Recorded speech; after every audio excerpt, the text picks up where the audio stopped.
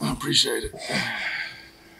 Devin, how much do you think just having actual court practice time has led to this recent stretch of wins for you Um, I'd say it plays a part. Preparation is super important, um, but the communication throughout, throughout the practices and the film sessions, I think has been the most beneficial. when you look at those two practices in New Orleans, how much was the New Orleans, New Orleans, New Orleans. New Orleans? How much was it the intensity raised during those just having those 2 days of practice? Was it raised up a level? You think? I think it started before that. Okay. I can't even backtrack the games. Was it OKC before that? And then was it one other game? Denver.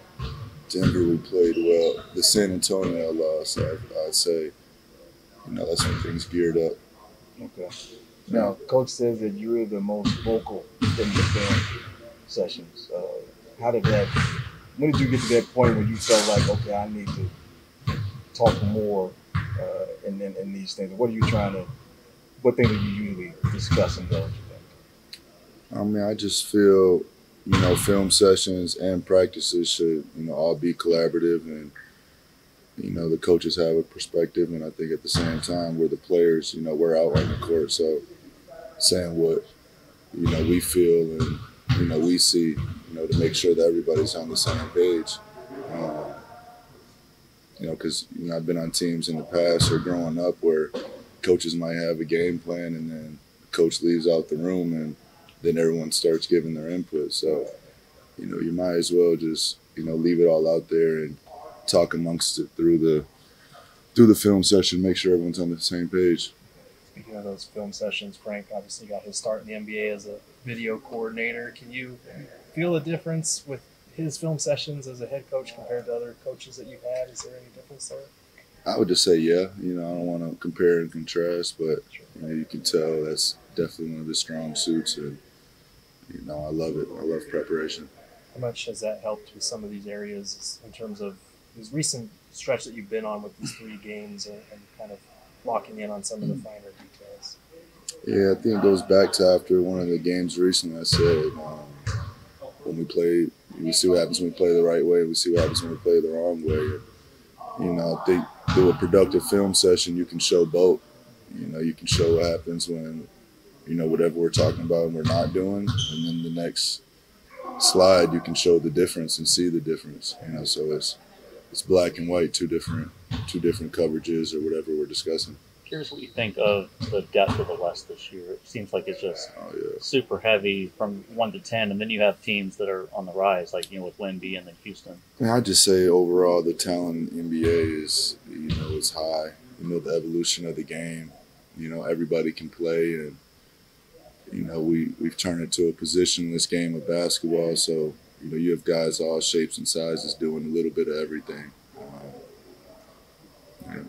What are you expecting different from knowing Willie so well? What are you expecting to see different from New Orleans, considering what you've done against them the last 3 times? It should be more aggressive, probably more physical from the start.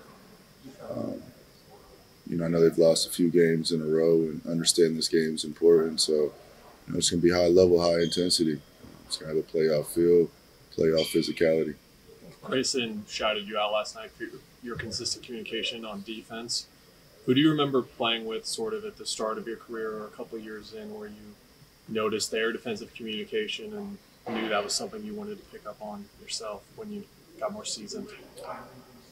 I mean, you guys hear me always say I feel like defense is, it's hard to pinpoint what goes wrong if you don't know the game plan or the coverage. And, it takes 5 guys to defend, especially the talented players of today.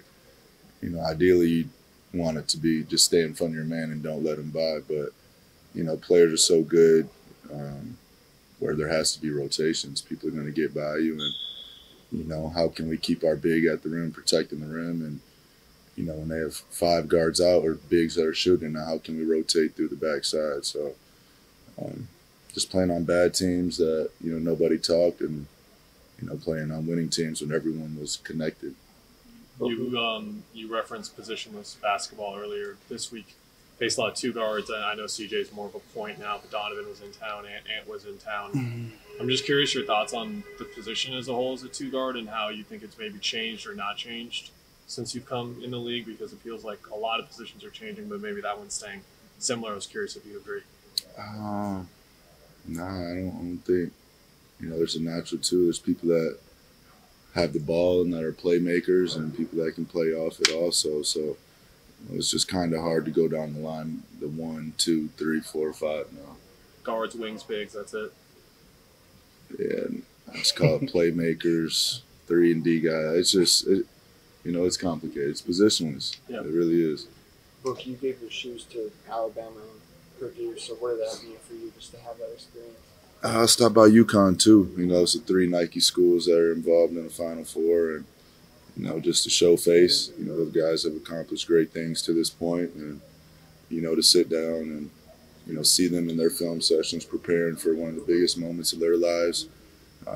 Just threw me back to a decade ago, and I remember when I had to go through it, and it's just the biggest stage in basketball right now, and definitely in Phoenix. So they can make some memories that can last forever. You got to size up Zach Edey. How would you guard him?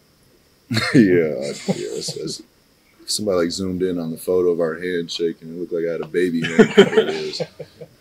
It's a big guy, and he's been doing some impressive things. When you look at, obviously, with your Coco 5 collaboration with the American Cancer Society, the fight cancer, what's that mean for you personally to have that kind of collaboration, and obviously for very important? Yeah, just, gain awareness and keep the fight going.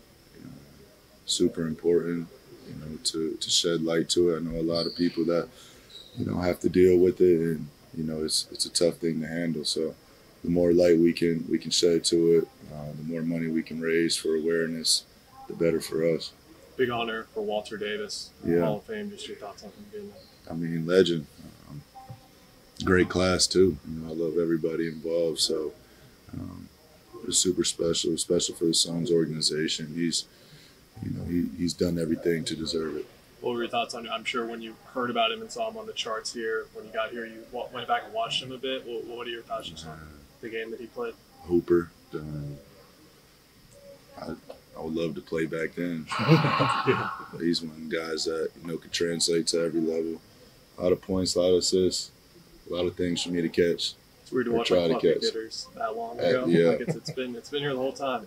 Seriously. I'm sure you guys are sick of talking about fourth quarters, but over these last 3 games, you've been able to sustain those leads and build on them. What have you felt like you guys have improved in that regard? Just keeping the pace up. But starting with our defense, we've been connected right now, and just trying to, stay with that. Like I said, seeing the things that work, and just have a base coverage, not just tailored to a Zion or tailored to an Anthony Edwards. Just something that we can live and die on every night. Thanks, brother. Thanks,